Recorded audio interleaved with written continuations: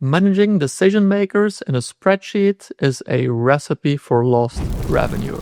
My name is Jasper, I'm a certified HubSpot consultant, and in today's video I'm going to show you exactly how to fix that. I'll show you how to distinguish between deal level roles and company level roles in HubSpot so you can automate your B2B SaaS outreach like a pro. I do want to explain what is the difference between using those association labels on deals on one side and on the companies for the other. So for deal labels, the purpose is to show the decision makers for that specific deal. Especially in enterprise, that's usually going to be different than the decision makers in general within the company. So between different deals, you could have a different set of decision makers. There can be some overlap, of course, but they're not necessarily always the same. Whereas the labels that we use on the companies, those are the ones that represent the long-term structure for the account. So let me share my screen and show you how to set this up.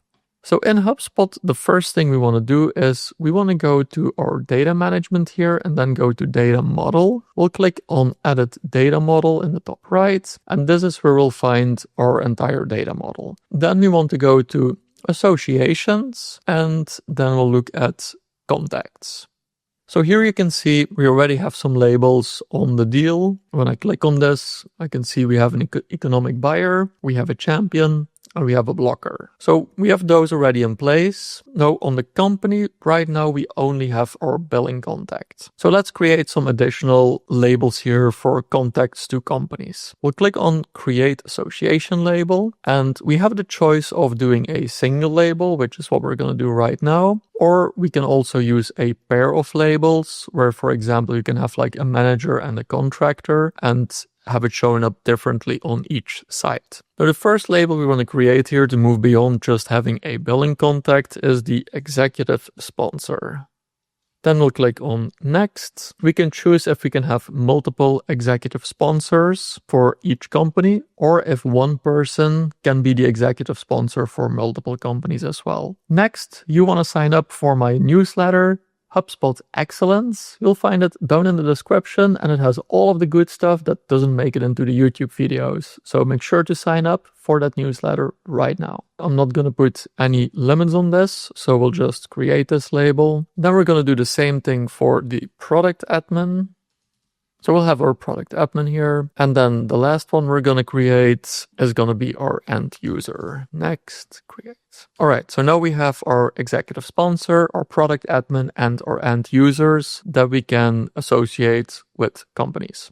Now I'll also show you how you can actually use these. So now that we have these labels in place and we go to a company, let's say in this case, we want to look at Delta Airlines. We want to associate a contact here. So let's say Logan Roy is part of Delta Airlines. I can now select what his role is. So in this case, let's say Logan Roy is an executive sponsor. We can add that. We can see the preview here. So if you have the paired labels, if you remember, those will show up differently on each side. And here you would see the preview of what that looks like. We'll save this. We have our executive sponsor. Let's say another contact here, in this case, Catherine, is an end user at Delta. We can mark that as well. And now we have a way to distinguish between these specific roles across all companies or at specific companies. Now, you might ask, why do I need this? It's a very good question. I'm glad you asked. But before we get there, I'm also going to show you how it works on deals though. So let's quickly create a new deal for Delta Airlines here. Usually you would fill all of this out, but I'm going to add my contacts. So we had Logan Roy on here and we have Catherine Jones. So we'll add these people here.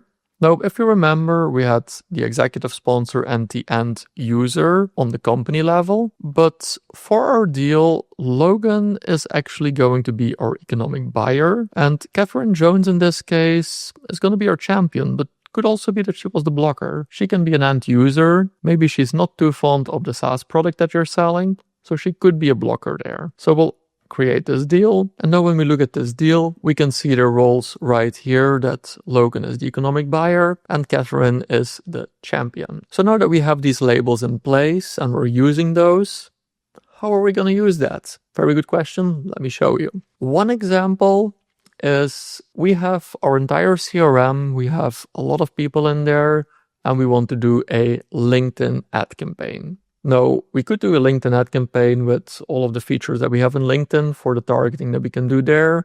And we could target everyone at Delta Airlines, or we could target based on the job titles that they have at Delta Airlines, which is information we have on LinkedIn. But if you really want to take your HubSpot usage to the next level, we want to create a segment within HubSpot using our own data to then advertise to that specific segment. And we're going to give you 2 examples. So we're going to go to CRM and now segments. We're going to create a segment. This is going to be a contact segment because that's what we're going to target on LinkedIn. The first thing we want to do is we want to target the executive sponsors at the different businesses that we have in our CRM. And we're gonna use the renewal date for those businesses as a way to create a subset. So the idea here is that we're gonna use a thought leadership campaign on LinkedIn, and we're gonna target that specifically to executive sponsors where the renewal date is coming up in the next 90 days. We're gonna send them things like return on investment reports,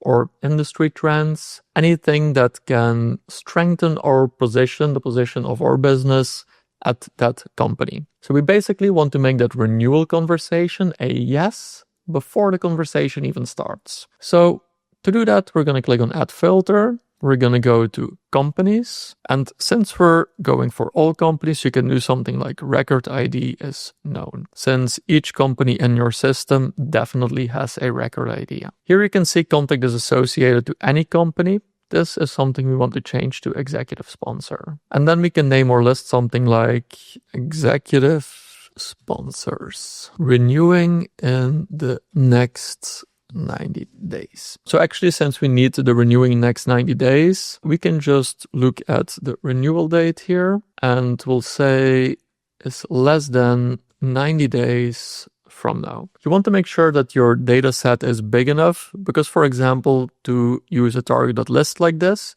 you need a list size of at least 300 contacts to make this work for LinkedIn ads. Another example for a campaign that we can do is we target the end users at companies that recently started a trial of one of the upgraded tiers in our software. And this way, we can really accelerate our product-led growth through different channels, like, for example, LinkedIn. And that was it for this video. This is a perfect example of how you can improve the quality of the data that you keep in your HubSpot CRM to really drive growth for your business. And this is basically just scratching the surface. There's a lot more that's possible and a lot more that you will find in any of my other videos. So make sure to like this video, subscribe to the channel for more HubSpot excellence so you do see those videos the moment they come out. There's weekly videos and we have over 100 videos on the channel already. My name is Jasper. I'm a certified HubSpot consultant and I'll see you in the next one. Bye.